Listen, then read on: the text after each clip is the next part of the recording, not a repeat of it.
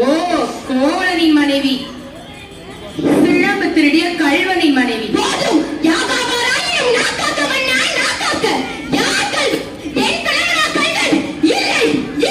அவரை கல்வன் என்று குற்றம் சாட்டிய கயவர்களை கல்வர்கள். ஆத்திரத்தில் அறிவு கண்ணை மூடிவிடாதே கண்ணகி.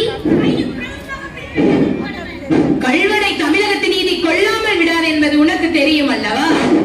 நீதியின் உடைக்கும் நெடுஞ்செழிய பாண்டியனே, உமது நாட்டில் எனக்கு பெயர் நல்லான் வகுத்ததோ இங்கு நீதி?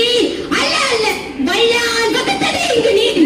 அதனால்தான் தான் வணங்குகின்ற தெய்வத்தை, கருவூலத்தை சாவுபடுகொலையில் தள்ளிவிட்டீர்கள் அரசே, சாவுபடுகொலையில் தள்ளிவிட்டீர்கள்.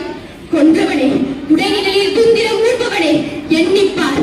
கொழு மண்டபத்தில் விசாரிக்கப்பட வேண்டிய வழக்கு கோயில் மண்டபத்தோடு முடிவானே. சிந்தியுங்கள், நன்றாக சிந்தியுங்கள். குற்றம் சாட்டப்பட்டவரின் மறுப்புகளுக்கு மதிப்பு தராமல் கொலைவாளின் வேலை அவசரமாக நடைபெறுவானே. இதற்கு பேரா நீதி? இதற்கு பேரா நேர்மை? இதற்கு பேரா நியாயம்? பேரா அர்த்தம்? பேரா அத்தாக்கும் மன்னன் என்ன?